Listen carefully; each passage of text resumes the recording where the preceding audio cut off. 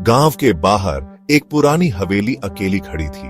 लोग कहानियां सुनाते थे, डरावनी कहानियां। भूत वहां रहते थे, कोई भी पास जाने की हिम्मत नहीं करता था। डरावना था, खतरनाक। हवेली हॉन्टेड हवेली के नाम से जानी जाती थी।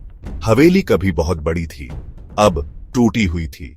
खिड़कियां टूटी हुई थीं, दरवाजे खुलते और बंद होते रहते थे। बगीचा बाच गया था, हर जगह जंगली पौधे। हवा ठंडी थी, भयानक। कुछ लोगों ने कहा कि उन्होंने चीखें सुनी, दूसरों ने परछाई देखी।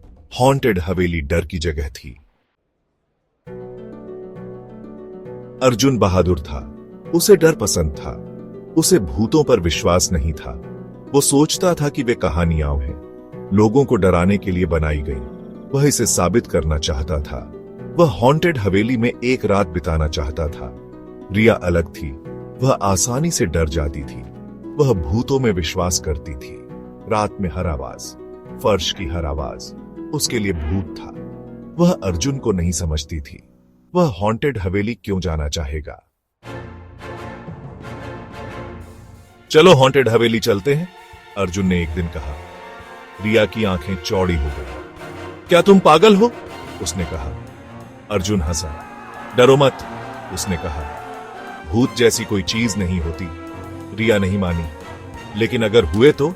उसने पूछा। अर्जुन मुस्कुराया। तो हम सबसे पहले पता लगाएंगे, उसने कहा। वह जाने के लिए दृढ़ था। रिया घबराई हुई थी, लेकिन वह अपने दोस्त को अकेले नहीं जाने दे सकती थी। वह उसके साथ जाने के लिए मान गई।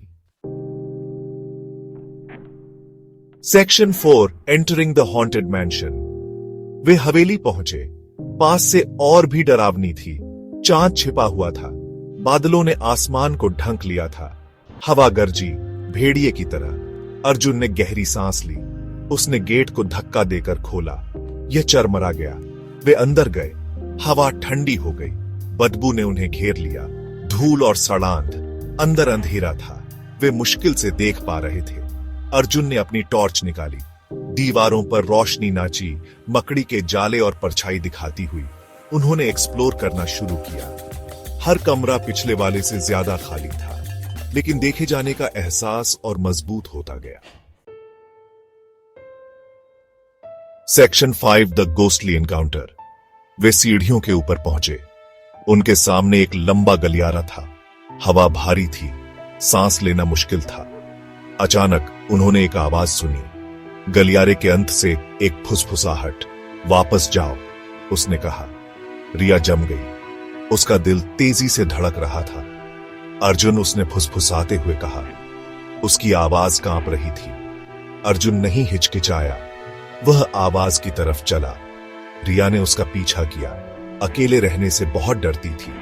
जैसे ही वे गलियारे के अंत तक पहुंचे, फुसफुसाहट तेज और स्पष्ट होती गई। वापस जाओ, यही तुम्हारी आखिरी चेतावनी है। गलियारे के अंत में दरवाजा खुल गया। एक धूल भरे पुराने कमरे का खुलासा हुआ और कमरे के बीच में एक आकृति, सफेद कपड़ों में एक महिला। उसकी पीठ उनकी तरफ थी।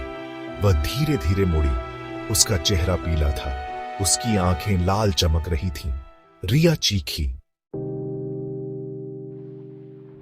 Section 6 the twist. अर्जुन और रिया फिर कभी नहीं देखे गए। गांव वालों ने कई दिनों तक खोज की, लेकिन उनका कोई पता नहीं चला। एकमात्र सुराग, हॉन्टेड हवेली में मिली एक तस्वीर, धूल से ढकी हुई। इसमें अर्जुन और रिया गलियारे में खड़े थे। उनके चेहरे दहशत से जमे हुए थे और उनके पीछे एक छायादार आकृति, सफेद रंग में महिला। हॉन्टेड हवेली खामोश खड़ी थी, अपने राज छुपाए हुए। कहानियां फिर से शुरू हो गईं, धीमी आवाज में फुसफुसाई गईं।